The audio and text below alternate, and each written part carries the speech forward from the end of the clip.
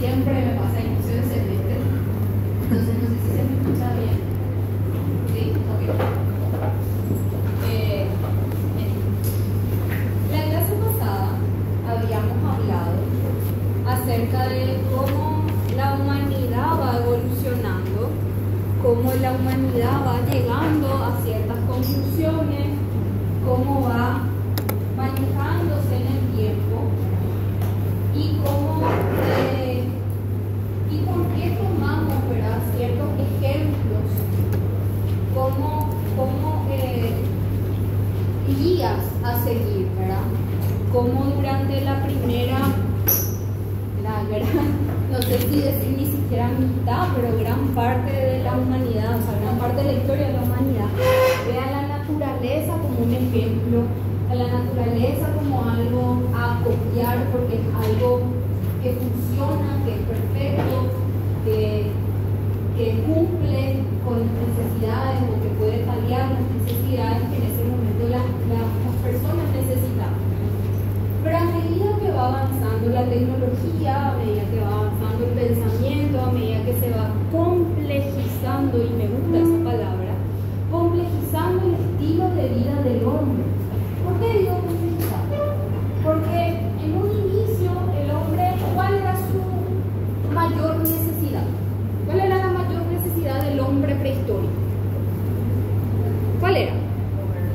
Comer, pero dentro de todo podía pasar días sin comer también. ¿Cuál era su necesidad máxima?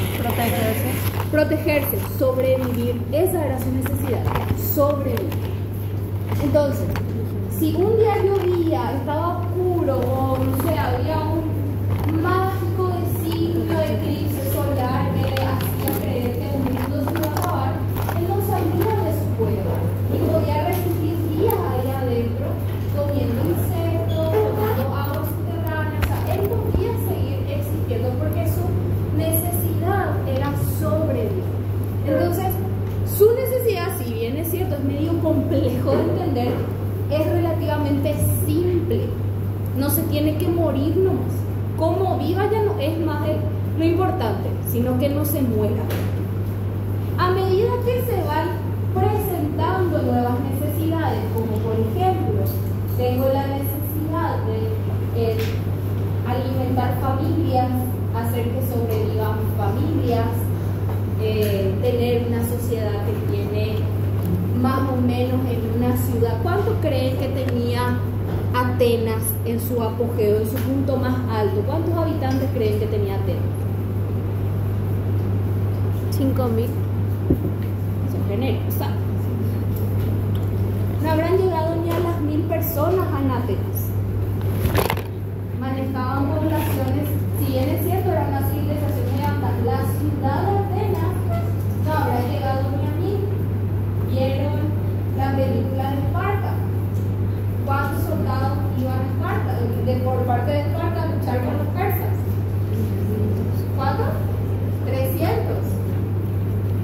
300 soldados, y la ciudad quedó solamente con niños y mujeres. Eso quiere decir que un hombre de cada familia iba. ¿Cuántos habitantes tenía Esparta en su momento más? Duplicamos por 2 por 3, llega a 900, no llega ni a 1.000. Esas eran las poblaciones de esas ciudades. Entre 1.000 y 1.500 habitantes.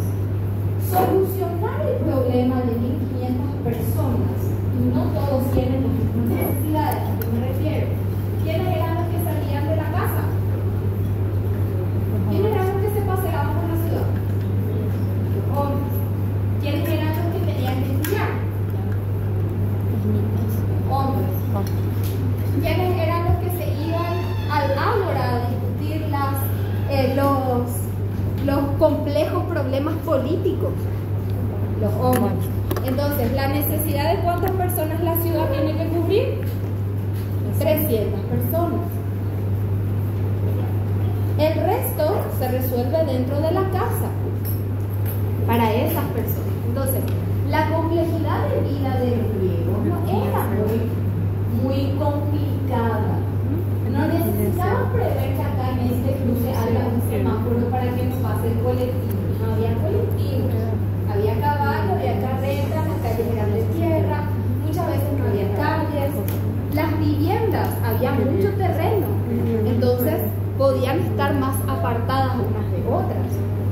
La complejidad de la vida de los griegos, las necesidades a cubrir no eran tantas. ¿Cuánto creen que tenía? Sí. En rigor, pero no contradiciendo lo que vos estás diciendo. 250.000 habitantes. 250.000 habitantes. Ok, bien. Pero hay que hacer la salvedad de que el ejemplo vale igual. Claro. No, es que es una miniatura Sí. que no necesita tanta complejidad. Claro. Que no tiene tanta complejidad. No. Viendo otro ejemplo, el Imperio Romano, Roma, la capital, Roma, no todo el imperio, Roma, ¿cuántos habitantes le ponen? Ese sí me sé, igual que hoy día Gran Asunción. Roma, la ciudad, la capital de Roma, manejaba entre 1,5 millones, 2 millones de habitantes. La capital. Entonces, la complejidad de los romanos sí se asemejaba a la complejidad del área metropolitana de Asunción. ¿Cuál es la diferencia? No había autos, creo que sí había carretas comunales, pero igual, repito, ¿quiénes salían de la casa? ¿Quiénes eran los que estaban en la calle? No eran todos. ¿Cuáles eran las necesidades a cubrir? No era para todos. ¿Cuál era el estilo de vida del hombre romano? La mayoría o estaba en el ejército o tenía algún trabajo de senado, diplomático, burgués. Entonces, no había mucha complejidad y el resto eran artesanos que trabajaban en sus casas o al lado de sus casas o con un vecino. No había un banco oficinista que se tenía que ir a las 7 de la mañana a sellar papeles en una oficina. No había esa complejidad. ¿Okay? Sin embargo, Londres, estamos hablando, las ciudades medievales después van reduciéndose su tamaño. Las ciudades medievales manejaban de entre 1.000 a 1.500 personas, las más grandes, las más pequeñas, los castillos más pequeños manejaban 500 a 600 habitantes, los pueblitos medievales. Y después viene ya lo que serían las ciudades industriales de Londres, París, por el año 1700, qué sé yo, donde la gente sale del campo y va a la ciudad. Londres, en su apogeo de revolución industrial, ¿cuántos habitantes manejaba?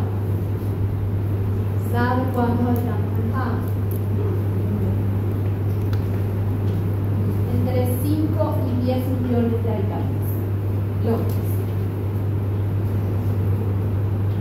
¿Cómo manejamos a 5, 6 millones de habitantes a la vez? Es la población del Paraguay. Nosotros con un terreno más grande que el de Italia, porque nuestra superficie es más grande que la de toda Italia, no podemos manejar los recursos para abastecer constantemente a 7 millones de habitantes. Londres es más chico que Asunción. ¿Cómo abastecemos a 7 millones de personas dentro de Asunción? Hoy ya es un caos esto. Imagínense en esa época. Hay que darle vivienda, hay que darle servicios sanitarios. Es decir, ¿a qué me refiero? El romano tenía agua corriente. Al medieval le importaba 3 pepinos y medio si sus súbditos se bañaban. ¿Dónde se bañaba la gente? Se bañaba en su casa. ¿Dónde se bañaba? En el río, en el arroyo. Sin embargo, en Londres no le podemos mandar a 7 millones de personas a bañarse en el arroyo. Y además, como van a estar más pegaditos unos con otros, cuando vamos a estar más pegaditos unos con otros, empiezan a surgir enfermedades. Se expanden más rápido las enfermedades. La peste negra. Vienen un montón de situaciones derivadas de las insalubridades y complejas sociedades que empiezan a surgir. Entonces, para ese entonces, la sociedad y las necesidades de las personas se complejizan y cada vez se complejizan más. Hoy día nosotros ya no solamente tenemos la necesidad de comer, bañarnos y dormir,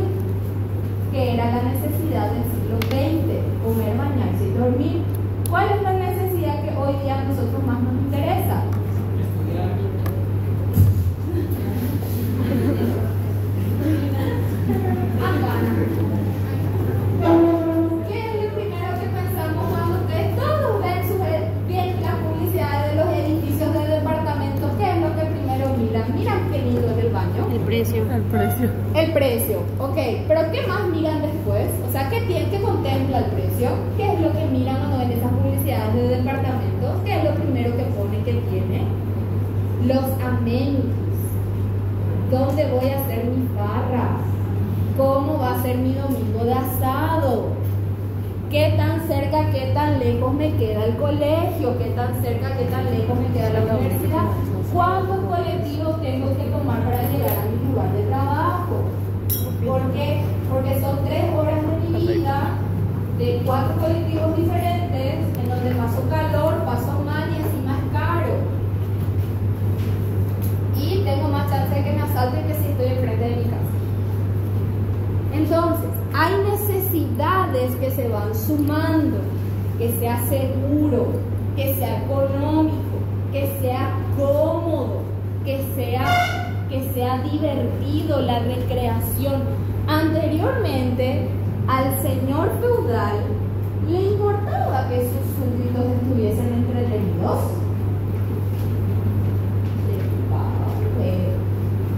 ¿Por qué? Porque no era una necesidad. ¿Cuál era la necesidad? Resguardarse de los bárbaros, resguardarse de los que podían atacar el palacio. La necesidad del rey era que se cumpla una demanda para tener una riqueza, que se cultiven los campos para tener comida. Entonces, las necesidades eran básicas. Cubrir las necesidades básicas. Cuando la sociedad se complejizan las necesidades. Hoy día nadie se va a mudar a un departamento que no tenga aire acondicionado. O le van a exigir al propietario que ponga aire acondicionado para que ustedes alquilen el departamento. ¿Por qué? Porque vivimos en un infierno. Hoy día ya no es más tan de lujo tener un generador eléctrico que te abastezca la heladera y un ventilador. Es más, es relativamente económico. ¿Por qué? Porque tenemos incidentes como los de ayer, que no sabemos qué hizo la ANDE, qué maniobra magistral realizó, que nos dejó sin luz. Yo por lo menos tuve sin luz desde las 3 de la tarde hasta las 10 de la noche. Y yo vivo ahí, el luz que al lado de Asunción, hacia la calle Última, y vivo ahí. No, es que tampoco vivo allá en el diablo perder el coche, ¿verdad? O sea. Entonces, o situaciones como las de hoy, que parece que el aire acondicionado no se hizo su mantenimiento y que nos estamos derritiendo. Entonces, hay situaciones, hay complejidades que se van sumando a medida que la sociedad se complejiza. Entonces, la naturaleza como ejemplo a seguir ya no cumple más ese requerimiento, porque la naturaleza, ¿qué necesidades me cumple? Las necesidades básicas, las necesidades simples, alimento, techo, refugio. Esas son las necesidades que la naturaleza me cubre. Ahora, las otras necesidades ya son resultado o cumplimiento de artificios del hombre. La palabra, recuerden bien, artificios. ¿Qué quiere decir? Son elementos artificiales que el hombre crea para cumplir esas necesidades. El transporte de largas distancias. Ya no es más la carreta del caballo. La carreta del caballo me cumplía en una necesidad básica, pero yo de repente para tratar de llegar del punto A al punto B tardaba 2 semanas. Con el tren tardo 3 horas. La necesidad está cubierta por una máquina, por un artificio. Ya no me baño en el río, me baño en mi baño con agua corriente, que es resultado de un artificio, de un sistema de bombas, de un sistema de tal cosa, lo que sea. Ya me cubre la necesidad otro elemento que no es natural. Entonces yo empiezo a fijarme más en los artificios que me resuelven la mayoría de mis necesidades y no a la naturaleza. Entonces, el ejemplo a seguir de la modernidad, del hombre moderno, del hombre que se describe a sí mismo como un hombre complejo, es el artificio humano. Habíamos hablado que parte de las separaciones de este gran momento de la modernidad, uno era la abstracción. La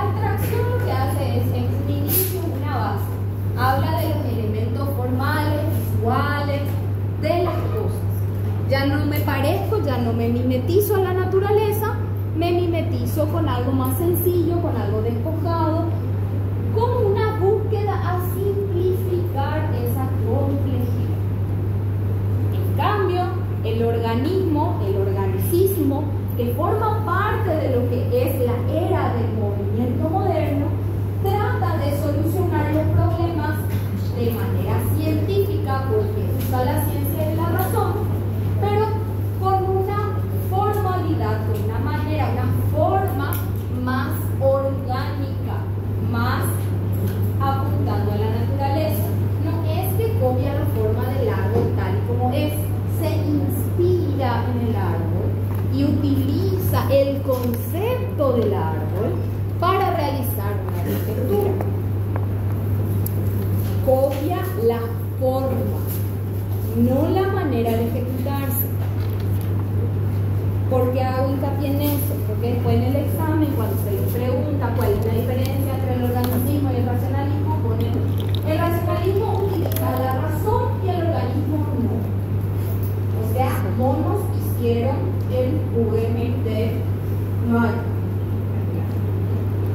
Por eso hablo y aclaro, sí usan la razón, pero la manera formal en la que resuelven la situación es otra. Esa premisa de resolver todo en torno a la máquina, en torno a la función, en torno a lo que necesito y alejarme lo más que puedo de la naturaleza, eso llevado a un extremo resulta en el racionalismo o funcionalismo, en el cual hay otra rama a través de la modernidad, en donde el racionalismo y el funcionalismo lo que buscan es resolver esa necesidad que tiene el hombre de una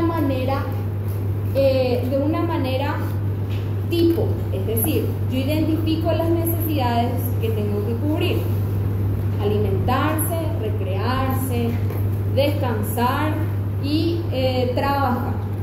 Son las necesidades del hombre moderno.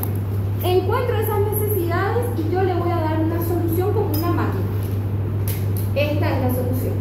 Y esta solución, que es derivado de un proceso racional, equilibrado, funcional, me deriva una forma, normalmente cubos o prismas resultantes de figuras euclidianas, las figuras más simples.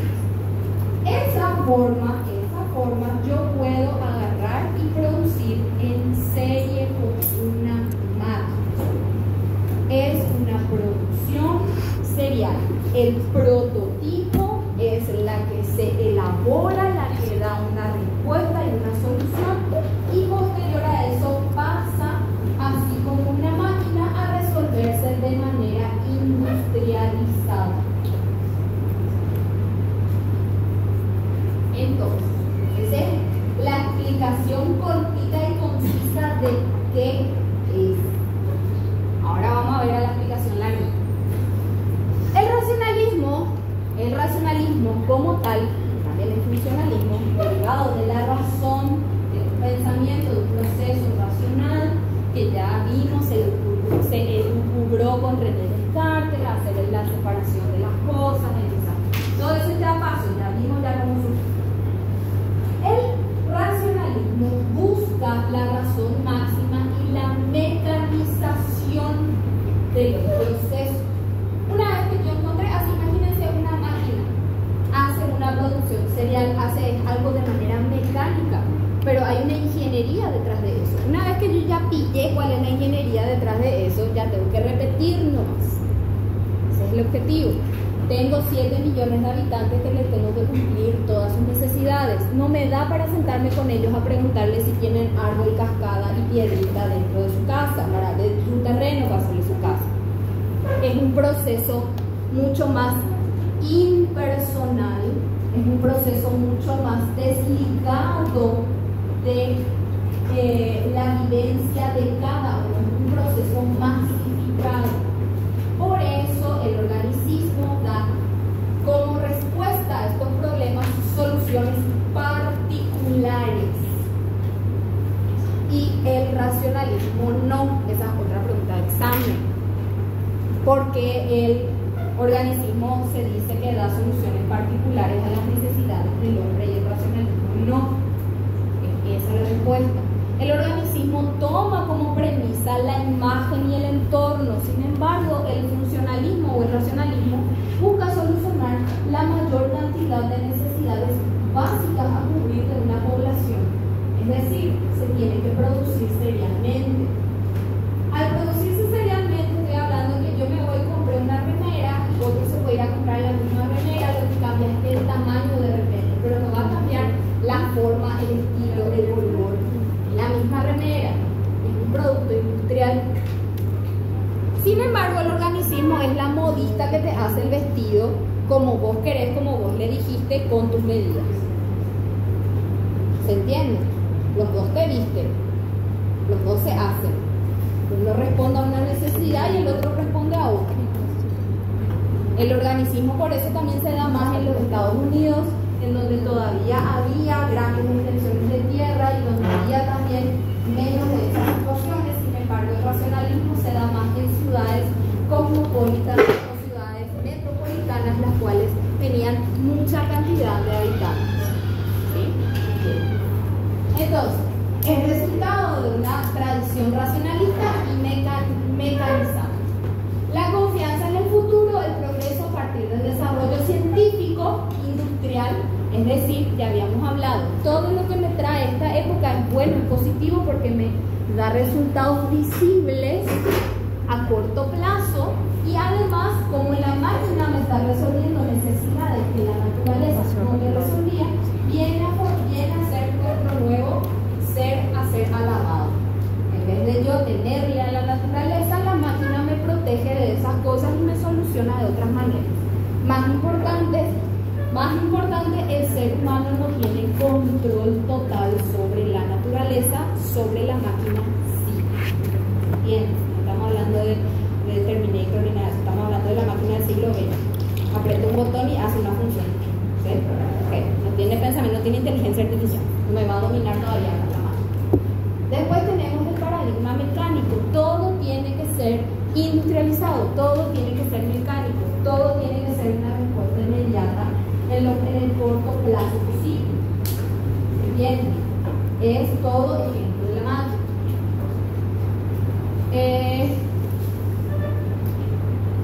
Se usa el tema de la metodología de René Descartes: separar las partes, evaluar la situación, volver a reorganizar, tratar con un sistema. O sea, eso es ya el mecanismo de cómo se va a tratar. Se usan los conceptos científicos, todos los conceptos científicos son aplicados a la arquitectura. Si sale un concepto científico el cual dice que yo me tengo que bañar todos los días con agua caliente para poder ser feliz y ser saludable, entonces mi casa tiene que tener agua caliente.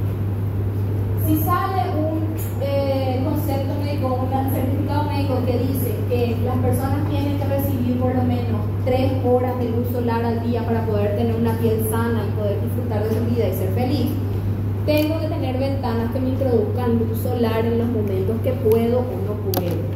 ¿Se entiende? Todos los conceptos científicos se toman como premisas para cambiar el diseño. Es una solución racional. La mayoría de nuestros conceptos para proyectar salen de este periodo. Nosotros tenemos en cuenta las orientaciones, tenemos en cuenta la entrada de luz, cómo se desenvuelve la persona en ese espacio. La mayoría de los mobiliarios, ya sean muebles de cocina, mesas, sillas, puertas, camas, todas las medidas, todos los diseños que hoy día usamos salen de esta época porque se hace una reingeniería del estilo de vida del hombre. Se simplifica y se estandariza. La estandarización de los procesos sale en esta época. Cuando ustedes hacen en su proyecto un baño o una cocina y el profe les dice la cocina, la mesada de la cocina tiene 60 de ancho, 90 de alto, esa medida sale de esta época. El señor Neufeld es de esta época. ¿Se entiende? O sea, toda esta, el famoso que habrán escuchado estudio del módulo de Le Corbusier, Neufeld hizo lo mismo, solamente que Hoy día seguimos usando Neufeld porque su dibujo es más lindo y estandarizado.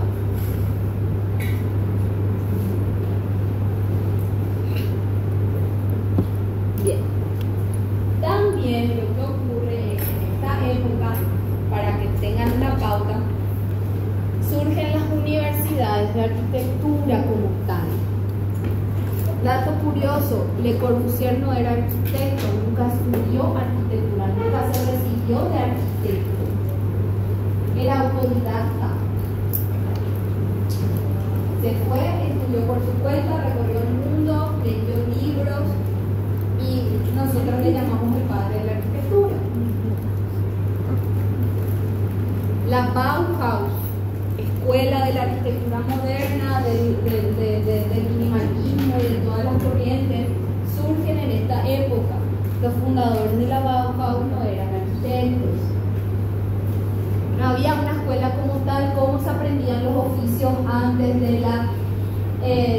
había sí universidades de otras cosas. Los monasterios eran consideradas las universidades, en los monasterios habían centros de aprendizaje.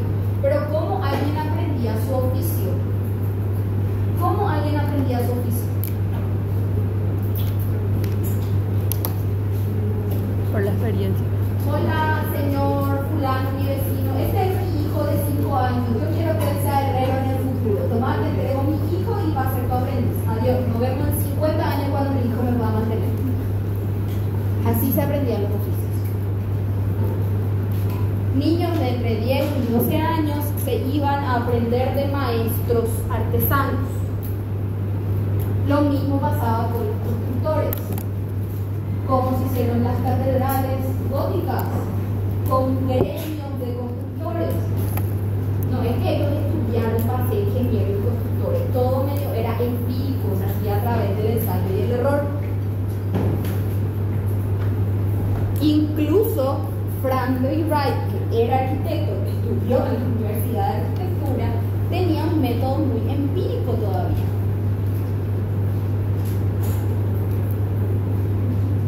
Bien. Las universidades, las escuelas de construcción, las escuelas de conocimiento, las líneas de arquitectura se trazan en el siglo XX. Miguel Ángel, Leonardo da Vinci, Rafael eran arquitectos, aprendieron de un arquitecto cómo hacer una iglesia. Entonces, en esta época se instaura la escuela de arquitectura, se instaura cómo generar la arquitectura. Entonces, también se empieza a mecanizar y a instaurar principios reproducibles en la arquitectura. Por eso también la arquitectura moderna es algo que hasta hoy ya entramos, porque las bases y fundaciones de lo que nosotros hoy estudiamos se hicieron con esto.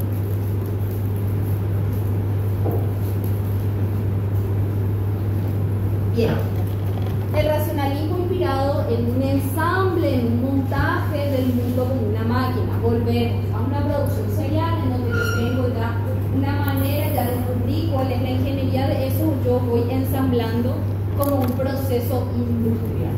Y el objetivo principal es alcanzar a la máxima funcionalidad, igual que una máquina. Nada que no tenga una función a seguir, nada que sea algo perfecto, tiene que estar dentro de la máquina. El ferrocarril no tenía volardo o no tenía cornisa para que sea más chucha. No tenía basamento para despegarse de la tierra y elevarse hacia la jerarquía y la celestialidad de Dios. No. Era feo, grasiento y con hollín. Era funcional. Entonces por eso no podía ser de ladrillo, tenía que ser de metal para que se pueda limpiar. Era funcional.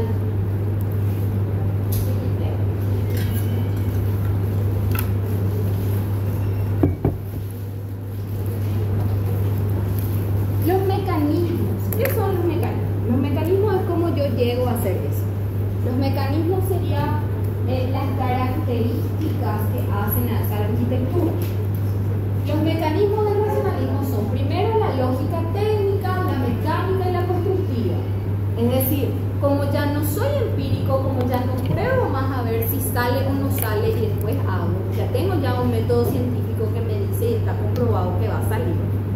Entonces, ¿qué es lo que rige?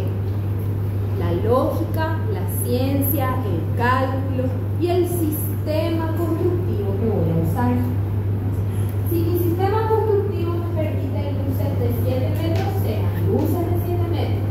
Si mi sistema constructivo me permite un paño de vidrio horizontal de 2,5 metros por 1,5 metros de alto, ese va a ser, está limitada la tecnología y la razón. Yo no experimento a ver si puede o no puede ocurrir. Ya otro experimento.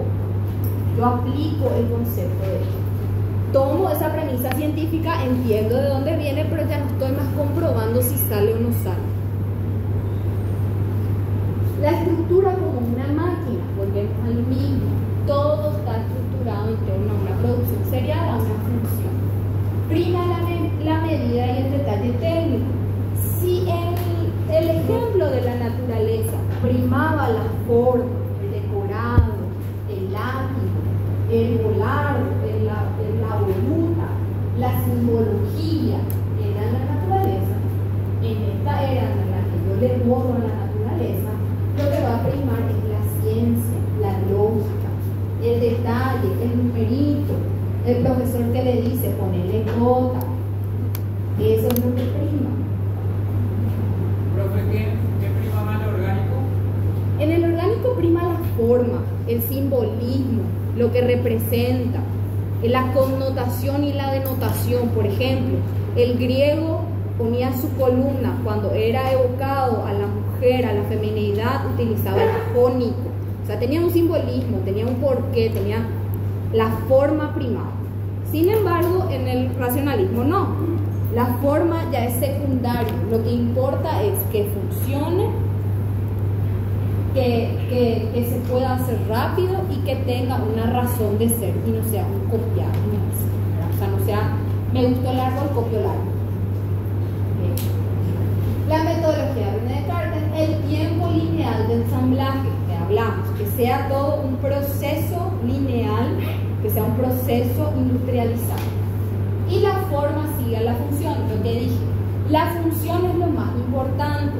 La función es lo que prima, debido a todas las razones que ya dije hace 20, 15 minutos que te hablé. Todo eso es lo que prima. Y la forma ya es resultado más de eso. No es que yo me concentro en la forma y dentro de esa forma implanto una función o le doy una función. No, la forma ya es resultado de esa función. La cocina tiene esa forma porque es un proceso lineal de ensamblaje de alimentos, en el cual yo saco los alimentos del refrigerador, lavo los alimentos, proceso los alimentos, cocino los alimentos y sirvo. Entonces la línea de ensamblaje de la cocina viene a ser heladera, mesada, lavamanos, mesada, cocina, mesada. ¿Se entiende? Viene de un proceso, un estudio, tiene una razón de ser. No es que queda más lindo la ventana ahí, por eso pongo ahí, porque queda más lindo la ladera ahí, por eso tengo la ladera ahí. Viene de un proceso racional. Las medidas tienen que ser 90 de alto para que me quede más o menos por la cintura, por la cadera, para que yo pueda tener maniobrabilidad. El estante de arriba tiene que ir a cierta altura para que la iluminación, pon un poco la de atrás, por favor. Ahí está, para que la iluminación y todo lo demás. Entonces, todo es resultado de un proceso científico, de un proceso, una línea de ensamblaje. Yo cuando voy a una casa tengo que entrar con un recibidor en donde puedo dejar los zapatos, donde puedo dejar las llaves. Paso a una sala de estar en donde se reciben las visitas. Puedo invitarla a comer a mis visitas. Después de eso ya viene la zona íntima, que tiene que estar más resguardada, donde no pasa la gente. Todo es un proceso lineal y científico. Entonces, lo que resultan son formas relativamente simples, porque yo no le doy prioridad a la forma, le doy prioridad a la función que se desarrolla. ¿Sí? Entonces, este es el sanatorio antituberculoso en Alemania, Holanda. En Holanda. Y el otro es una fábrica. Una fábrica. Los dos tienen formas similares porque a mí no me importa la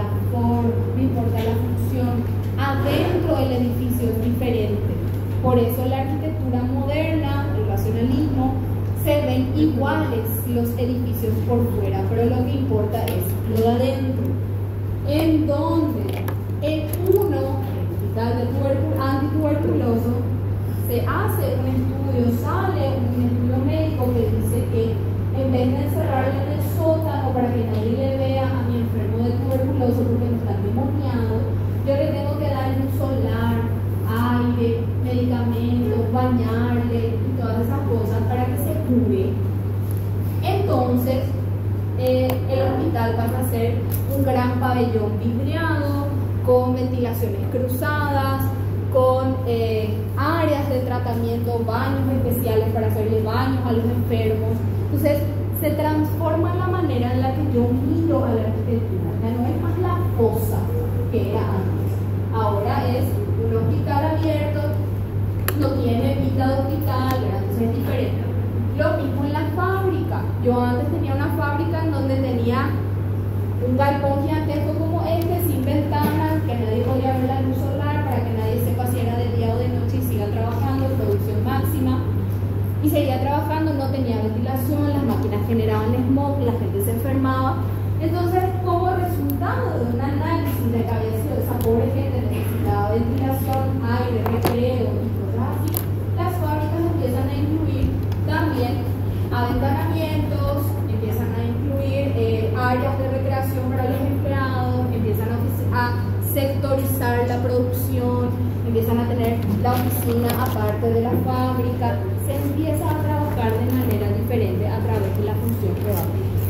Reitero, las formas que tienen son similares porque responden a ese concepto de que la forma es secundaria. Siguiente. En la vivienda viene el tema del prototipo, la famosa casa dominó de Le Corbusier, en donde él efectúa este prototipo. Este es el prototipo. Habrán visto 800 veces ese dibujo y no entendían qué era. Les digo, es el prototipo de la vivienda, en donde lo que hace Le Corbusier es liberar el muro, famoso fachada libre, liberar al muro. ¿Qué quiere decir?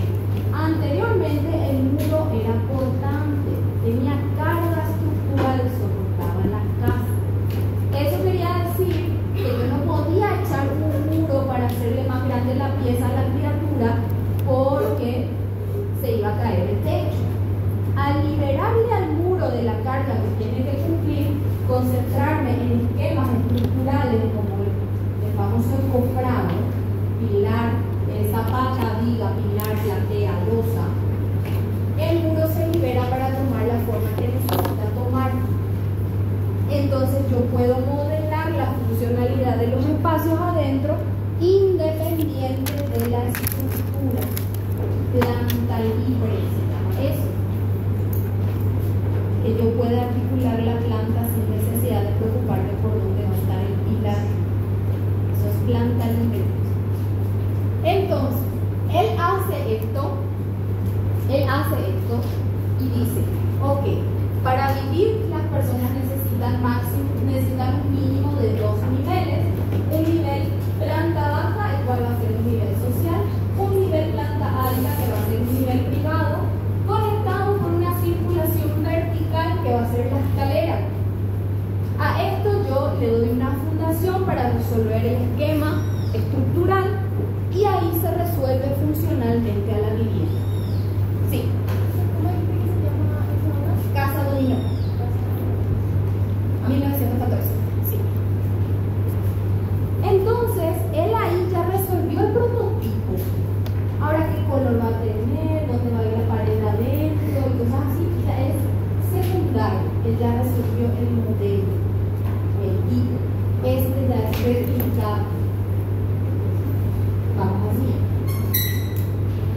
Una estructura en 2 niveles, en realidad 3 niveles, en 3 niveles, en donde está sujetado por una estructura de pilarización con plateas, con una circulación vertical, planta libre, sobre pilotis, fachada libre. Los principios. Los principios, vamos a aclarar algo porque eso siempre nos confunde. Los principios es una receta.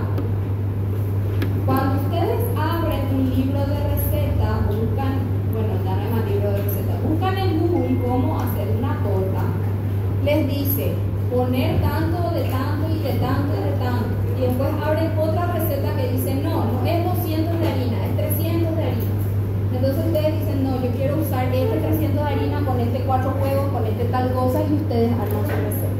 Los principios de Le Corbusier son esos, son recetas que no se siguen así como así, se pueden modificar. No todas las casas de Le Corbusier estaban elevadas sobre pilotes, no todas. Casa Citroën, por ejemplo, Citroën no tiene elevación sobre pilotes. No todas tienen terraza jardín. No todas tienen aventanamiento corrido. ¿Qué es, reitero? Una receta. Una receta que se puede aplicar. Puede no aplicarse también, puede cambiar la receta. ¿Qué es lo que prima? La receta. ¿Cuál es el que primaba? Atrás, por favor. Atrás. ¿Qué es lo que prima? El prototipo. El prototipo no tiene ventana corrida. El prototipo no tiene terraza jardín, no está elevado sobre pilotes. ¿Qué es lo que rige ahí? La función, la liberación de la planta, la liberación de la fachada. ¿Se entiende eso? Es importante que entiendan. Esa receta de Le Corbusier es como cuando yo les digo, no sé, McDonald's me encanta. Es un eslogan, una forma de vender esa arquitectura. ¿Sí? Es así como cuando escuchan así la propaganda de los juguitos. Es natural, sin colorantes, sin azúcar agregado, sin no sé qué cosa. Es un eslogan. No, es que sí, es que eso es, no es eso. ¿Entienden? Es lo mismo así cuando compran una galletita, le dicen sin azúcar agregado, sin no sé qué cosita. Ustedes están comprando un alimento dulce. Hasta ahí, esa es la galletita, alimento dulce. Eso es. Ahora, ¿qué tiene y qué no tiene? Es sin azúcar agregado, con formita de animales, con rellenito, sin rellenito. Eso ya es lo que tiene, ¿sí? Porque se les pregunta qué es la arquitectura moderna y presentan los principios de Le Corbusier. Por favor, tengan cuidado con eso. Ahora que tocas el tema, me parece importante señalar lo siguiente.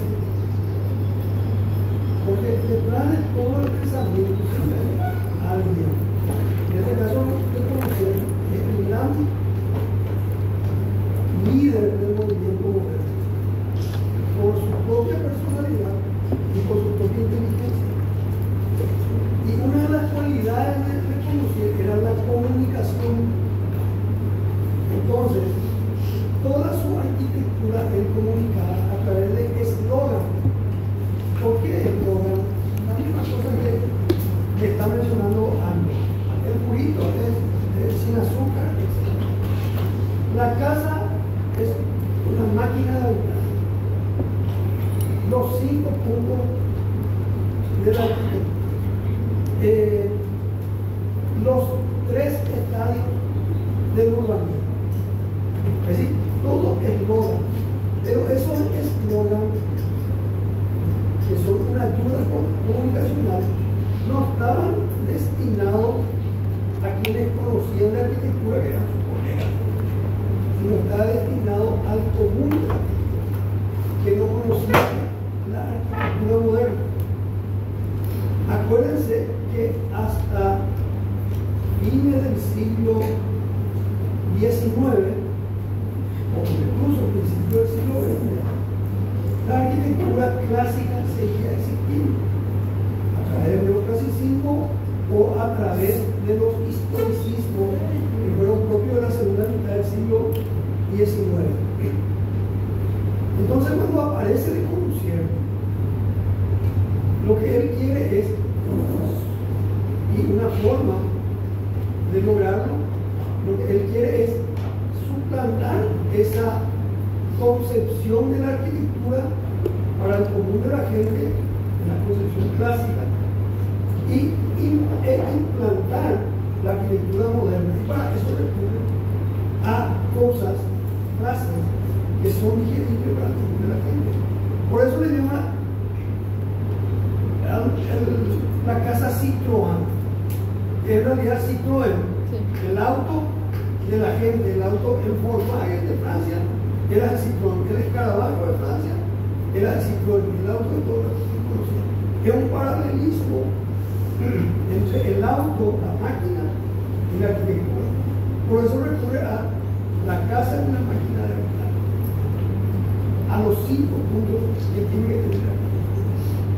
Es decir, lo que él trata es, y lo logra, de implantar una nueva concepción en la gente, en el común de la gente, de la arquitectura, a través de esos dos. Otra cuestión que es importante entender y que diferencia la arquitectura organicista y la arquitectura racionalista, que ella mencionó también que se da en los Estados Unidos y se da en Europa, es que las necesidades y las condicionantes son distintas. Mientras los Estados Unidos, a pesar de la depresión, estaban de fiesta, en Europa estaban desolados entre guerras y con una gran depresión. Entonces, vos no podés hacer una arquitectura para cada una de las millones de gente que hay. No tenés que hacer una arquitectura para las millones de gente.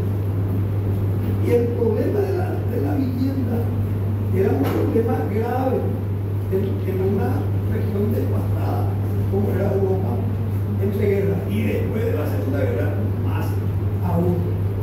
Yo particularmente creo que después de la Segunda Guerra Mundial es cuando se impone totalmente la arquitectura racionalista, porque es un método práctico de resolver o de solucionar el problema que tenía que era la vivienda.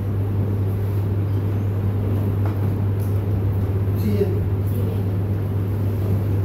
Entonces, esta es la visa WAP, ahí tienen el año, el 929, en donde ese que aparece ya Le Corbusier tal año, en el momento es lo que vivió Le Corbusier. Acá abajito está el año de la raza.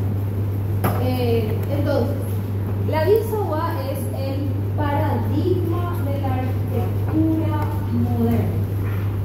¿Qué quiere decir? Es el ejemplo perfecto de la arquitectura moderna.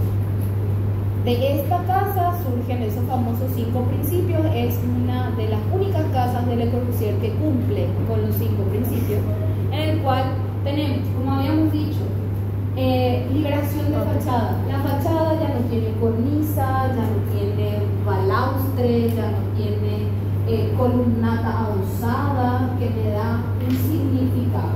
No tiene. Entonces la fachada es liberada de esos significados, es una fachada sencilla, tampoco es una fachada estructural, es decir, la pared no es lo estructurante, sino los pilares son lo estructurante. Y con eso se cumple ese primer principio. El segundo, planta libre.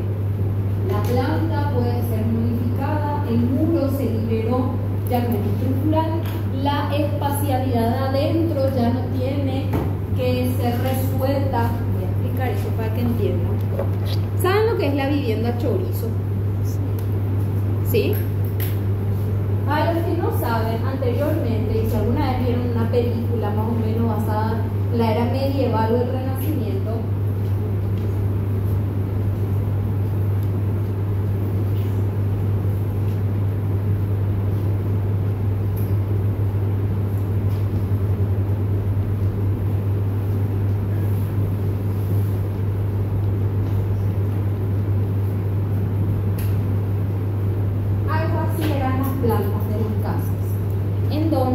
yo entraba por acá a la casa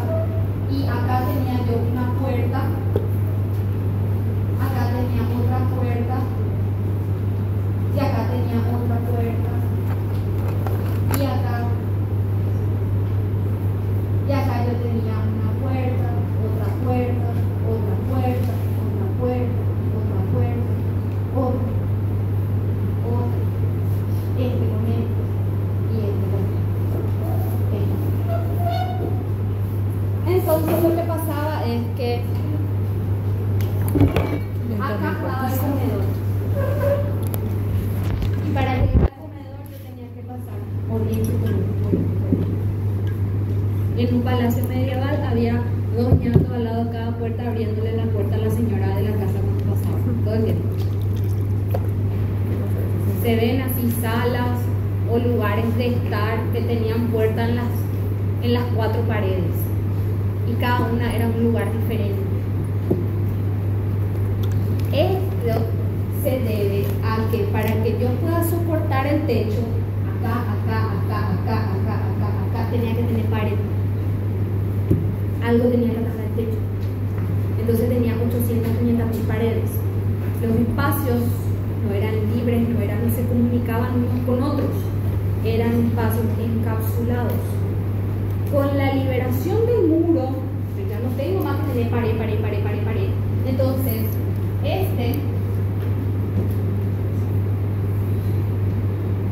desaparece. Y la planta cambia. Tengo habitaciones, tengo área común, tengo área de guardado o área de lo que sea. Se liberó el muro. Yo el día de mañana no tengo tantos hijos. Pero pienso trabajo. Se solucionó. Una pieza grande de 8 kilos. ¿Sí? Se libera el muro ya no es por tanto. Entonces la planta tiene otra flexibilidad en relación a la planta clásica. Sistema constructivo. El tema de la ventana corrida. En la era medieval se utilizaban ventanas verticales, ventanas estrechas de arriba para abajo. Sin embargo, un estudio dice, aparece en un estudio, un concepto médico que dice que la estabilidad del hombre está dada por la horizontalidad. El mirar al horizonte es lo que da equilibrio al ser humano. Entonces lo que ocurre es, yo tengo una ventana vertical, varias ventanas verticales, hace que cuando vea al horizonte, porque está cortado. Si la estabilidad viene de la horizontalidad, para yo ver el horizonte, la ventana tiene que ser horizontal. De ahí viene el concepto de ventana corrida. El hombre tiene un campo visual cónico en un eje horizontal, no en un eje vertical. Entonces, esa estabilidad viene producto de eso, porque es una ventana corrida. La manera en la que recibe la luz es vertical, porque el sol está arriba. Pero la manera en encontrar la estabilidad es horizontal. ¿A quién sirve la arquitectura? Al hombre. Entonces, dejo entrar la luz, porque sigue entrando la luz por esa ventana, pero mi prioridad no es la luz, es el hombre. Terraza, jardín. ¿Cómo es la funcionalidad máxima? La funcionalidad máxima, yo tengo que usar todos los espacios fundamentales. Yo ya tengo un techo. Ya le puse un techo a la planta alta, entonces ese techo tiene que ser funcional y útil. Por eso es una terraza. Es un espacio de recreación porque yo ya tengo esa losa, le tengo que dar función a esa losa para maximizar la funcionalidad. Uno de los mecanismos de racionalismo. Por eso se usa la terraza jardín. ¿Se entiende? El tema de despegar, el tema de la elevación sobre piloto, yo les dije, no todas las obras de Le Corbusier tienen esa elevación.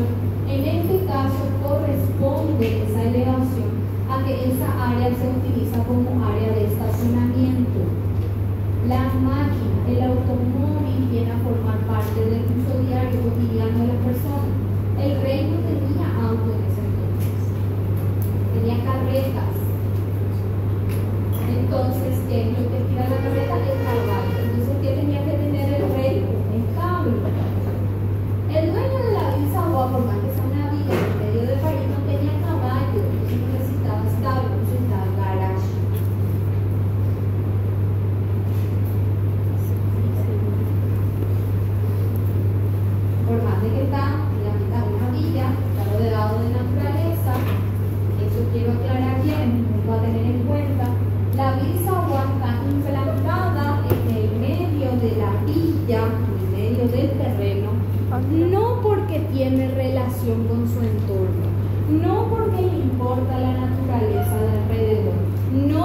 se despega de la ciudad.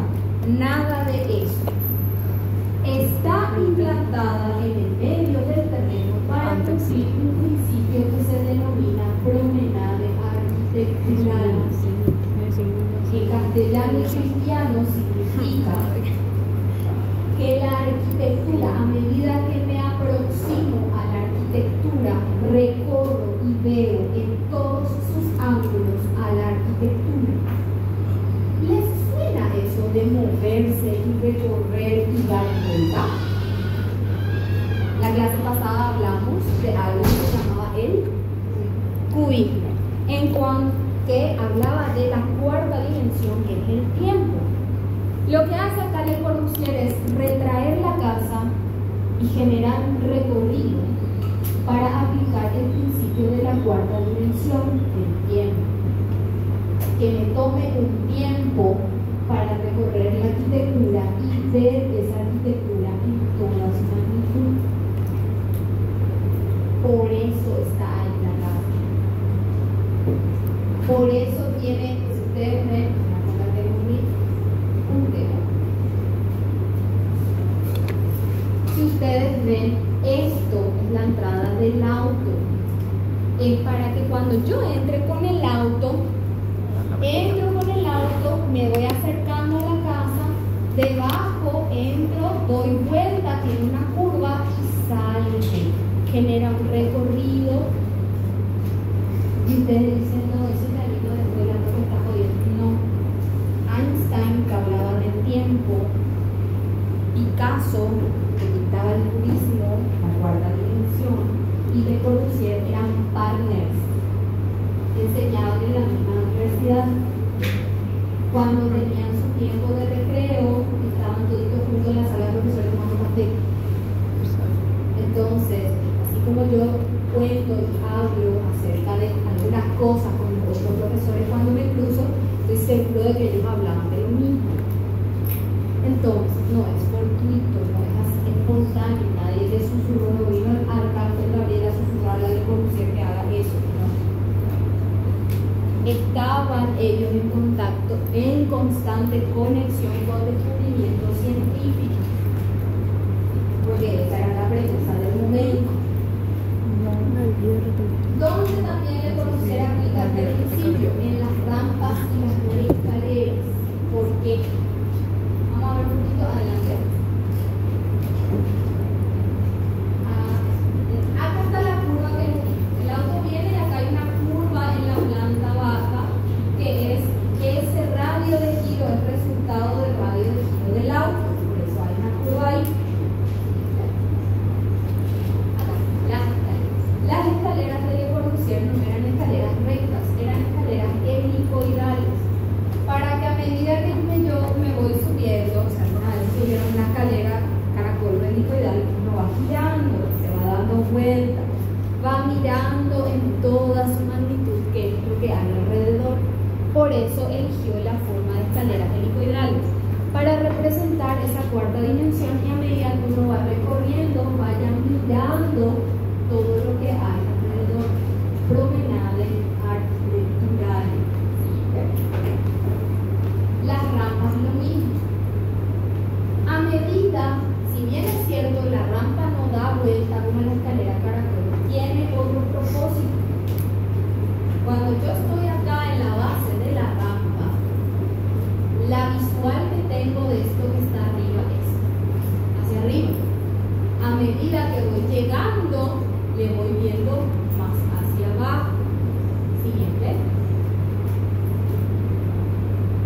Entonces, al final de la rampa, coloca una abertura en la pared, ese vano en la pared, que a medida que yo estoy en la base de la rampa, yo veo más cielo. Esto me muestra más cielo. Y a medida que voy llegando arriba, la copa de los árboles se va quedando a nivel. Es un cuadro que se mueve. Es el tiempo representado en la arquitectura. Se mueve el cuadro, está representada la cuarta dimensión. En el examen sale cómo Le Corbusier representa la cuarta dimensión en la arquitectura. Después, a través de la promenada arquitectural, el recorrido de la aproximación de la casa, las escaleras helicoidales que permiten la visual 360 a medida que uno va subiendo, y también con las rampas y con la utilización de esos mecanismos de los baños al final de las rampas que van cambiando en cuadros, el tiempo y el paso. Ojalá alguien me haya grabado porque lo voy a repetir y me salió. Entonces, tenemos todas esas situaciones, hablamos ya de los 5 principios, hablamos ya. Vamos a ver después el siguiente. El interior de la casa. El interior de la casa, como nosotros anterior a esto teníamos el clasicismo, teníamos sillas medievales, tronos, todo lo demás, ya que el concepto cambió, cambia también el mobiliario, cambia también la forma de equipar la casa, pero son los espacios liberados, ¿ven? Aparece el pilar, no está dentro del muro, esto se puede cerrar y tengo 2 espacios, pero queda uno, el espacio flexible, ¿ven? Son espacios abiertos y liberados. Se empieza a diseñar mobiliario, se empieza a diseñar espacio interior. Anteriormente eran espacios más que venía un decorador después a llenar. Ahora ya se prevén los espacios antes de su ejecución. Esta es otra vivienda de Le Corbusier. Como pueden ver, tiene una serie de casas. Hay una serie de casas de Le Corbusier, hay millones de casas.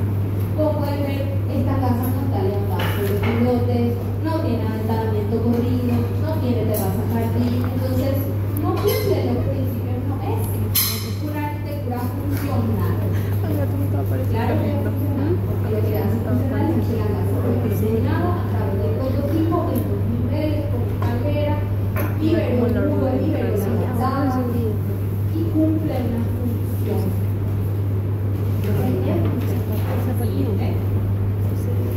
Otra casa de Le Corbusier tampoco está de casa Citroën. No está elevada sobre pilotes, sí tiene aventanamiento corrido, pero arriba tiene ventanas, no tiene ventanas que se han corrido, no tiene terraza jardín, tiene jardín atrás. Entonces, hay cosas que sí llegan a cumplirse. No es una receta que se cumple a rajatabla. Y los 10 mandamientos no se cumplen a rajatabla, por eso hay la confesión. Entonces, no es que si no cumple, eso es al decir ustedes que la arquitectura racional son los 5 principios. Están diciendo que todo lo que nos dentro de esos 5 principios no es racional, no es funcional. Por eso tienen que tener cuidado cuando se expresan así en el examen, porque es indicativo de que no saben el concepto. Siguiente. Otra casa.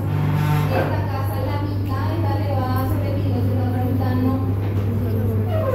Lo mismo. Esta tiene terraza jardín, tiene aventanamiento corrido, son 2 niveles.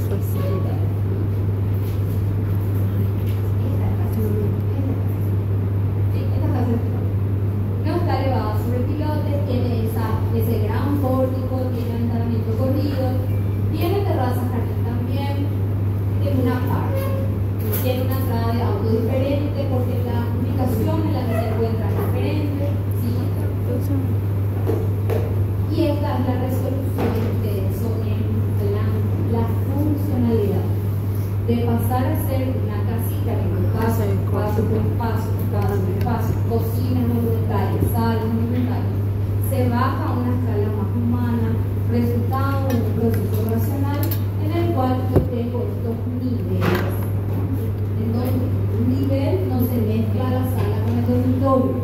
En un nivel está solamente la sala, en el otro nivel está solamente el dormitorio, está el comedor y en el otro está otra vez áreas sociales. La cocina está en un nivel, imagínate, todo está pasando a lugares y todo eso. Este es el monasterio, en donde Le Corbusier, por ejemplo, cambia, como cambió el programa de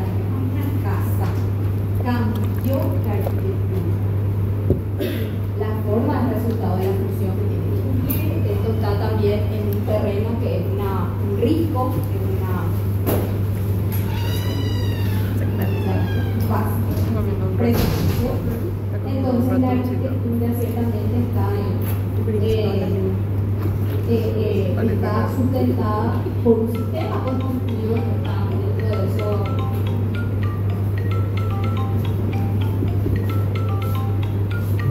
Ya me soltó. Espera, que se toca un momento. Hola. Para las casas no tanto, pero como cambió el programa, ya es otra función, entonces cambia un poco el estilo arquitectónico.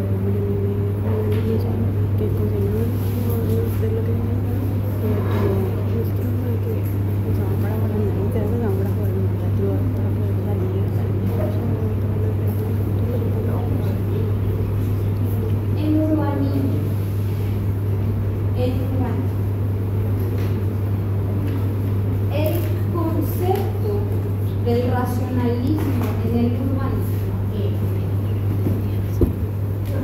si yo tengo que separar las partes, como dice René Descartes, y cada uno tiene una función, el concepto de urbanismo se basa en que un sector desarrolla una función y en otro se desarrolla otra función.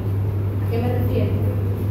El lugar para trabajar es uno, el lugar para vivir es otro y el lugar para cubrir necesidades comerciales y recrearse es otro.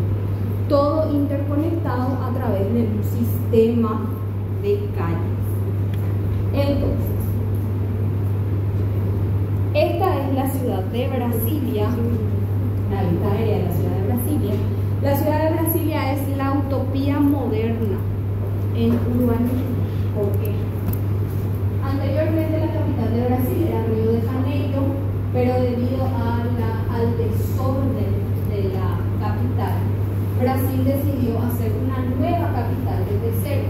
Eligió un terreno en el medio del desierto y edificó una capital desde cero, en el mismo concepto de la ciudad de Washington, D.C.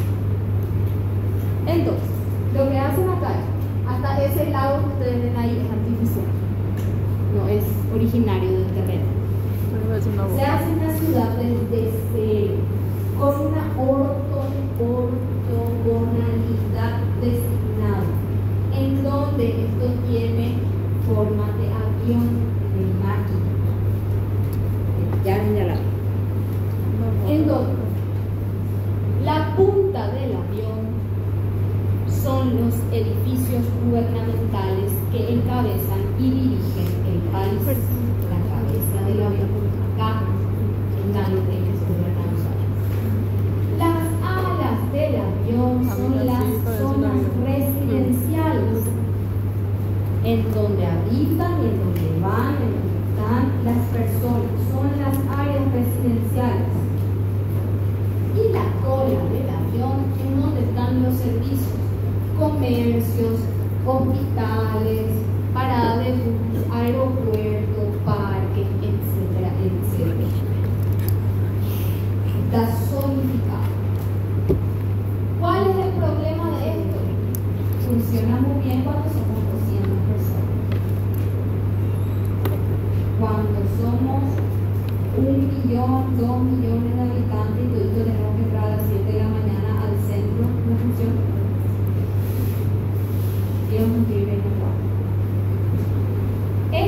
Vamos a aclarar, este modelo cayó, o sea, no se considera que esto es lo correcto, ¿verdad? Pero en ese momento esta era la utopía de la ciudad moderna, en donde estaban separadas las partes, donde estaban separadas las funciones, todo estaba interconectado a través de un sistema vial principal y secundario, en donde ciertamente, recuerden que Brasilia tenía que ser solamente capital de la ciudad. La gente que iba a vivir acá eran los senadores, diputados y sus familias. No era que iban a ir a vivir millones de personas. Evidentemente una ciudad, después se comprende, eso tiene un crecimiento más orgánico y a medida que esta ciudad va creciendo, por ejemplo, la persona que trabaja en el shopping tiene que tener también donde vivir, dónde se va a poner, dónde va a vivir, no puede pagar la misma casa que el senador y el diputado. Se van generando periferias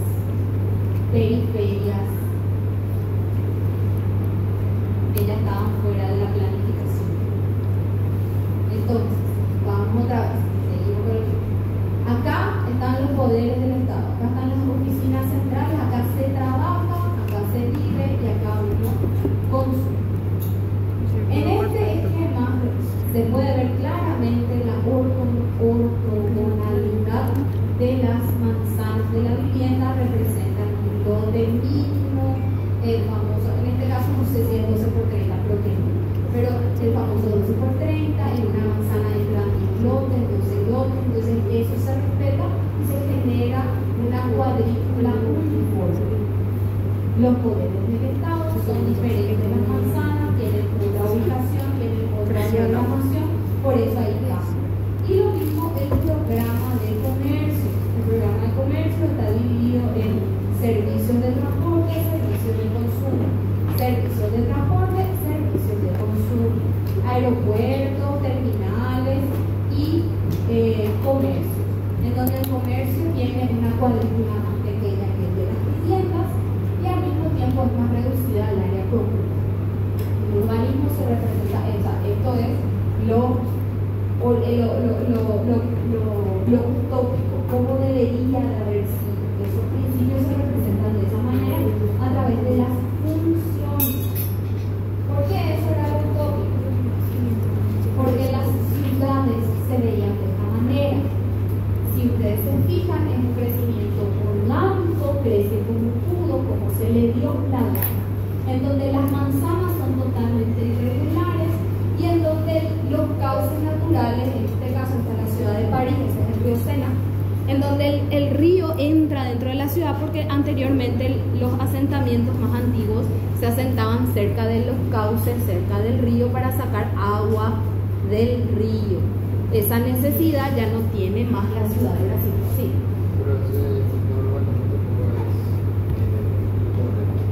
No, hoy día no es incorrecto. Pero para esa época esa era la receta para la felicidad. Ese era lo que hoy se maneja es, lo que hoy día se maneja es debido a un esquema de emisiones de CO2 y tiempo que pierde el hombre en esos recorridos. Lo ideal es vivir, trabajar y recrearse en el mismo lugar. ¿Qué quiere decir? Yo vivo cerca de mi trabajo, vivo cerca de los lugares de los comercios, entonces todo se va permeando. Eso es lo que hoy se usa. Y si es posible me manejo en bici. Pero eso no aplica para aquel entonces. En aquel entonces nadie esperaba que el auto fuera el mayor contaminante, uno de los mayores contaminantes del medio ambiente, ¿verdad? Entonces, lo ideal era que todos tener auto era un estatus de poder, un estatus de lujo. Entonces, eso también hay que aclarar, o sea, que te vean con tu auto era sinónimo que vos tenías un poder importante. En ese entonces, con ese concepto surge la ciudad de Brasilia. Hay que recalcar que Brasil tiene muchísima influencia moderna. Tenemos, por ejemplo, Niemeyer, un arquitecto moderno, y también incidió mucho también en el Paraguay, porque los primeros arquitectos recibidos de los paraguayos que llegaron a la Universidad de la Facultad de Arquitectura fueron todos estudiantes adoctrinados en el concepto de funcionalismo. Así que nosotros tenemos muchísima influencia de eso en la facultad y tenemos muchísima influencia de eso durante mucho tiempo en la era moderna del Paraguay, que es muy retrasada a esto, porque en el Paraguay empieza ya por el 39 y va hasta el 60, 70 más o menos. Y tenemos esa influencia debido a eso. Llegó a Brasil un poquito atrasado, por allá por el 30 llega a Brasil, en el 20 llega a Europa, al 30 llega a Brasil y a nosotros ya nos llega 10 años después. Entonces, por eso también nosotros todavía estamos saliendo de ese racionalismo. Edificios racionales de Paraguay, el edificio del IPS, producto del racionalismo paraguayo. Yo sé que van a tener una materia de arquitectura paraguaya, pero para que vayan entendiendo más cómo se va pasando eso. ¿Sí? Es importante entender eso. Bien, hasta acá esta clase de hoy. Para la clase que viene ya creo tenemos otra unidad. Hasta acá llegó lo que es parcial ya. ¿Qué? El parcial ya. El parcial ya es hasta acá, entra para el parcial.